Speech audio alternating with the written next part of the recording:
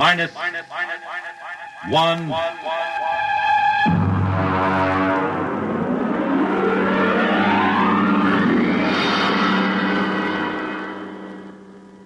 Tonight's story, Hello Tomorrow.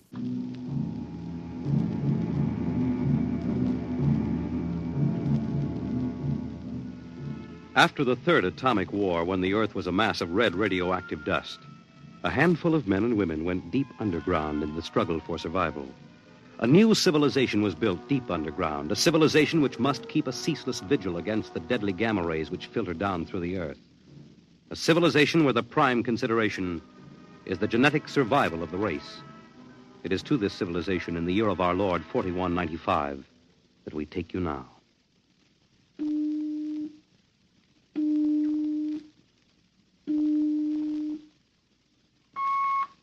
Professor Lois Burton?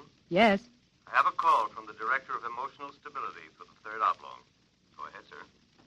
Hello, darling. Hello, dear. How is the Director of Emotional Stability? My, how impressive that sounds. Don't joke, dear. You never know who may be listening. Sorry. How are you? You sound tired. Well, we've had some bad cases. Mostly frantic mothers who insist on imparting their feelings to children. I suspect it's chromosomes affected by gamma ray leakage from the surface, but the head of the psychotechnic division says they're glandular cases. But that isn't why I called. I have good news. What is it? The genetic board has approved our application for marriage. So soon? Our chromosomes tested perfect. We can marry any time we want. As a geneticist, you should know that our offspring should be 90 percentile of perfection. I know. What's the matter? You are happy about it, aren't you? Of course. Terribly happy. I'm coming right over to the lab. You'll have to give me some time. What's the trouble? No trouble. You know that genetic survey I've been working on? What about it? Well, I've finally gotten permission to study an actual living case, a specimen of imperfect genetic transmission. Really? They're bringing him, or it, up from the condemned cages on the lower level. You will be careful. There's nothing to be afraid of. The specimen is XJ12. It's been studied before many times and is quite well trained.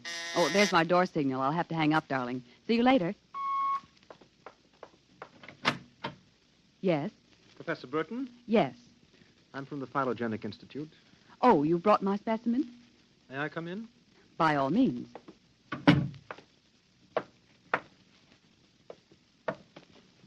Oh, how... Horrible? It all depends on your viewpoint. I happen to have a twisted leg. My parents were genetically unsound. But then you... Yes, I am specimen XJ12. I see. I hope you aren't shocked. No stable person permits feelings to enter into his work. I will admit to surprise. I was expecting something a little more abnormal. Well, I try to be as abnormal as possible. It pays off. The Phylogenic Institute allows me out of the genetic cages ever so often so I can breathe the pure air of the upper levels and mingle with the genetically perfect. You seem quite well educated. I spent the first years of my life here in the upper levels. How is that possible? As a small child, my mother concealed me from the director of heredity. My mother actually, dreadful word, loved me. That would explain your obviously low threshold of emotional control. If you choose to call it that. You seem to be struggling to repress a few feelings yourself. We will confine ourselves to the impersonal aspects of our work. As you please. I shall require you as a demonstration for a lecture I'm delivering to one of my classes tomorrow. At your service. Sit here, please. Grip these electrodes tightly. I'm going to calibrate your electrochemical tension. I'm quite familiar with the procedure. I realize that as an imperfect, I am expendable, but I should hate to be electrocuted. The charge is not lethal. Plus 15 surface tension. You know, you have beautiful hair. Plus 12 at a depth of 4 centimeters. My hair meets minimal requirements for the genetic code. And lovely blue eyes. Crystal clear. Plus 10 at 7 centimeters.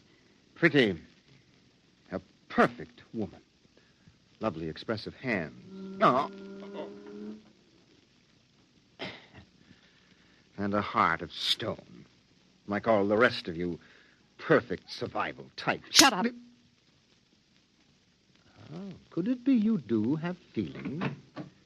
I seem to sense an air of emotional tension. It's nothing, dear.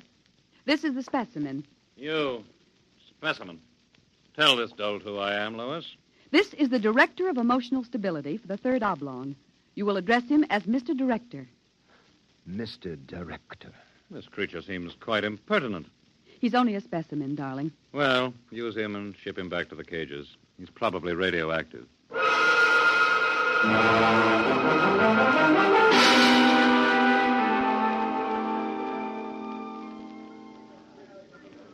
Attention, attention. The next demonstration will be conducted by Professor Lois Burton of the Institute of Genetics. Her topic, the probability of radioactive damage in the chromosome heredity of imperfect non-survival types. Professor Burton. As you know, most imperfects are destroyed at birth. However, those who, for one reason or another, manage to survive are segregated in cages on the lower level for study purposes. The specimen we have today has been trained to tell in his own words about the factors in his upbringing. You will have to forgive his immature emotional control factor. He is, as you can see, quite different.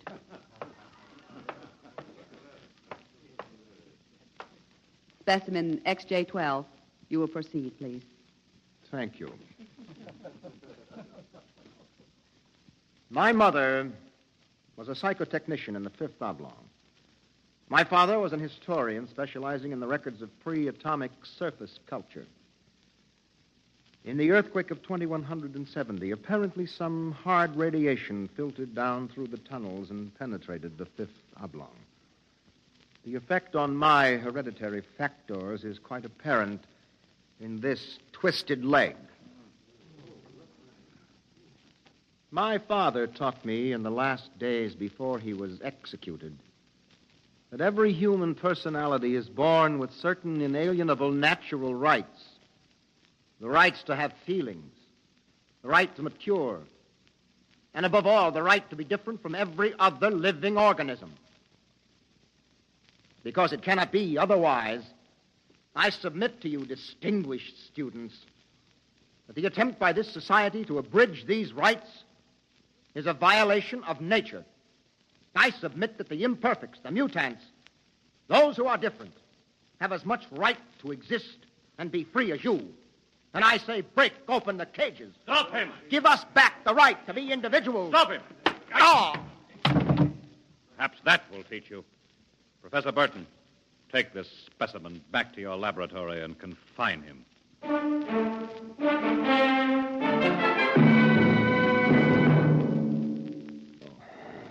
Hold still while I bandage your head. Oh. You'll be all right. I suppose you detest me for getting you into trouble. I don't detest you. What? I don't know why, but as you spoke, something began to stir in me. Tell me what you feel. If I moved you, then I must have moved the others, some of them at least. For some reason, I took pride in what you were doing, seeing you stand up against them. Why do you look at me like that? I can't help it. I wish you wouldn't. You're only an imperfect, you know. Please. My name is Orrin. Please. Say it. Orrin. Orrin. Again. Orrin. Lois. Orrin. Lois. Lois. How touching. Walter. I've been listening for some time. Walter, how could you? In my capacity as Director of Emotional Stability, it is my duty. What are you going to do? Specimen XJ12 will be disposed of quite systematically by the state. For the good of the state, for the good of the genetic code, and in the name of emotional stability.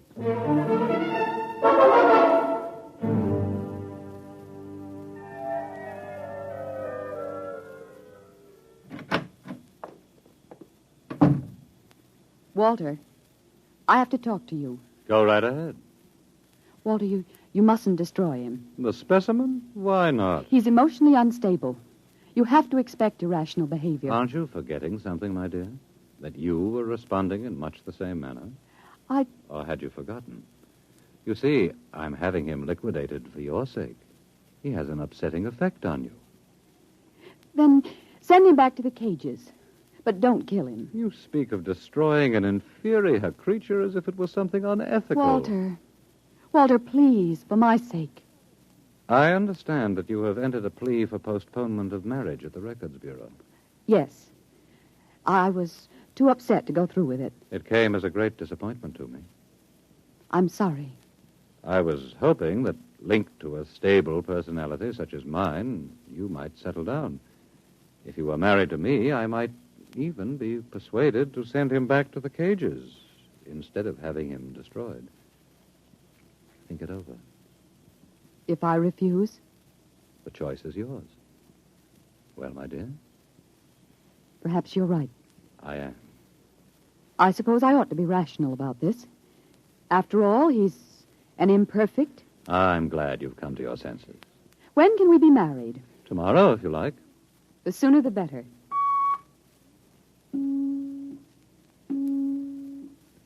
Let me talk to the custodian, please. Hello. This is the Director of Emotional Stability for the Third Oblong. I would like you to cancel the execution of specimen XJ-12. Turn him over to be remanded permanently to the genetic cages.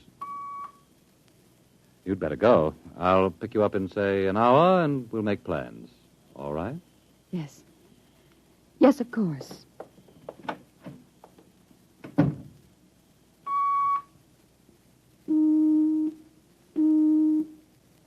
Hello. This is the Director of Emotional Stability again. I want you to cancel that last order. Proceed with the execution, but under conditions of absolute secrecy. No, don't use the lethal chamber. Take him through the upper level to the tunnels. Yes. Yes, I'll issue a pass for the radiation checkpoint.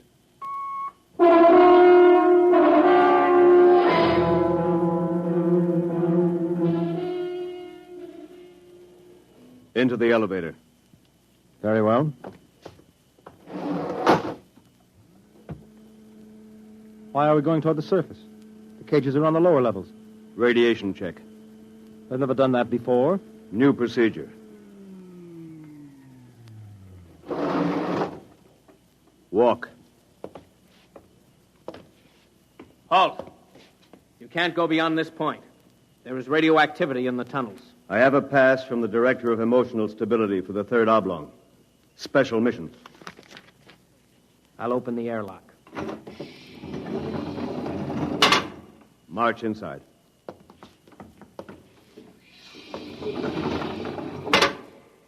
Turn around. So this is how they get rid of the imperfects. Now, before you dispose of me... Yes?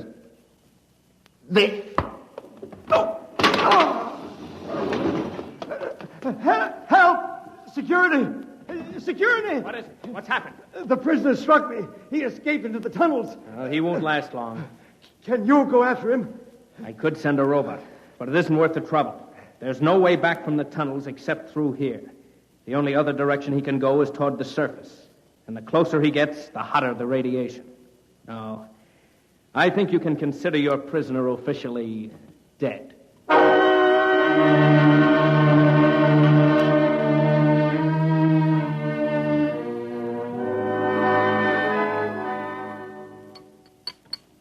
More wine? No, thank you, Walter. You look very beautiful, my dear.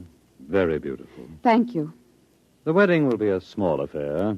The Director of Endocrine Control, the Chief of the Security Guard... Walter, Yes? was he returned to the cages? Oh, now, why must you spoil it? Was he, Walter? Well, as a matter of fact, there was a little difficulty. Difficulty? Yes, you see, XJ-12 escaped. How? Where? He struck a guard and ran off into the tunnels. The tunnels. But that's sure death. He's free to return any time he chooses. Now, don't become upset, darling. You planned it, didn't you, Walter? Stability, darling, stability. Stability. Here's what I think of stability.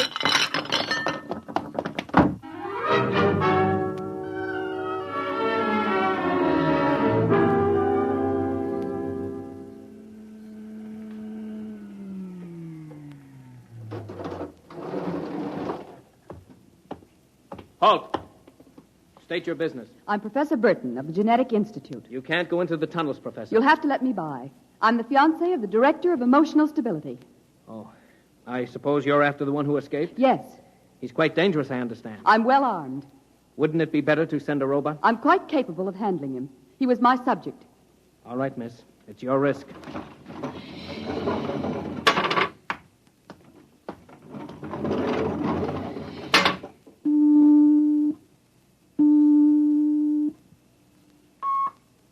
Checkpoint.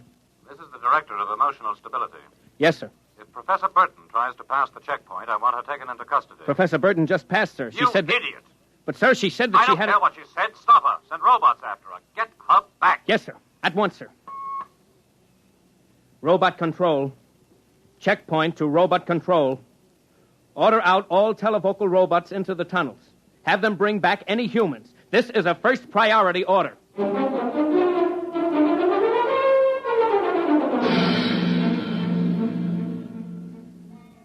Oren! Oren! Oren! Oren! Oren! Oren! Oren, where are you? Oren. Hello? Oren! It's Lois. This way.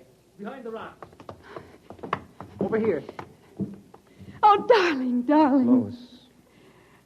Lois, why did you come here? It's suicide. I had to. Oh, darling, are you all right? So far. You've got to turn back. Give yourself up. They'll kill You me. can't stay here. The radiation is +4 at this point. It gets worse as you approach the surface. Lois, darling, go back. What will you do? I'm going ahead. But you can't. I can. I'm going to the surface. It's certain death. Not even the robots can survive it. Well, at least I'll be the first human in 1,100 years to see what the surface of the Earth looks like. Come back with me. No, Lois. Then I'm going with you. Lois. Don't try to stop me, darling. There's nothing to go back to now. Nothing but Walter and emotional stability. You really want to come with me? Yes. You know what it means. I don't care. My mother used to believe there was a life after death. A place called heaven. We'll believe it, too.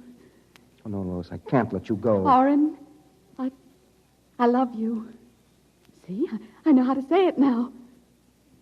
Say it again. Oren, I love you. What is that? It sounds like... Oren, it's a robot patrol. They're looking for us. All right, come on. This way.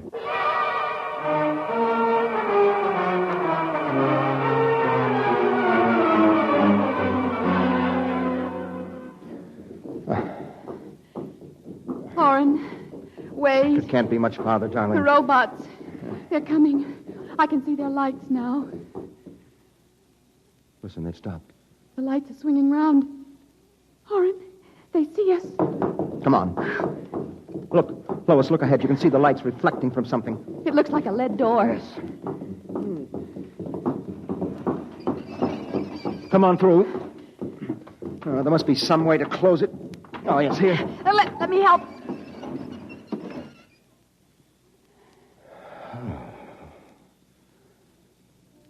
Well, they won't get through that. It's solid lead.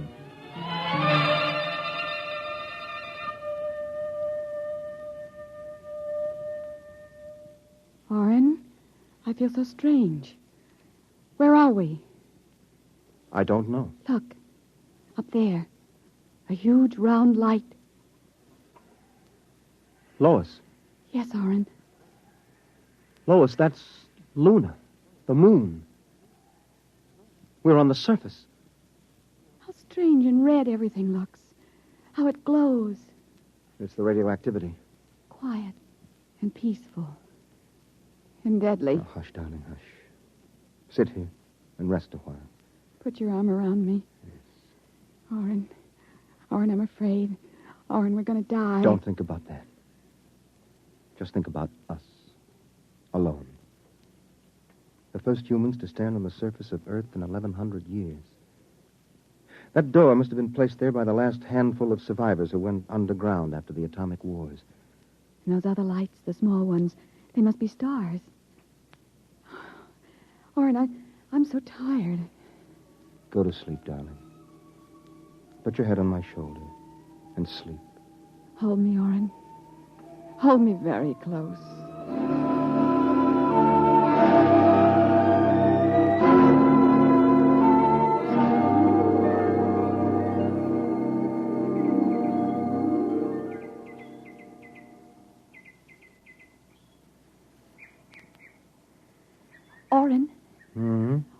wake up. Hmm? What? Look, it's light. The whole universe is light. Oh, Orrin, how beautiful. Look. This must be the heaven my mother talked about. See the plants? All green and fresh. And the birds. How strange they look. Lois, this isn't heaven. But we must be dead, Orrin. We should be dead. The radiation. By all the laws of nature, yes. And By yet... all the laws of nature. Orrin. Orrin, we're not dead. This is Earth. And we're alive. We're not going to die. But, Lois, the radiation, it's present. You can see its effects. Orrin, did you ever hear of geotropism? I'm not a geneticist. There is a natural law of adaptation by which an organism will try to adjust itself to its environment by changing. It's called geotropism, don't you see? No. All these generations we've been bombarded by radiation filtering down through the Earth. Each successive generation must have inherited some degree of immunity. But... Orrin, it can't hurt us. Don't you see? We're immune. We're probably the first generation to inherit sufficient immunity. But, darling, if that's true, then we can transmit that immunity. We can pass it along to our children. And they to their children. Come on. We'll have to find food and water. The practical wife. Wait a minute. What are you doing with that rock? I want to scratch something on the outside of this lead door. Lois and Orrin. 4195 A.D. Hello, tomorrow.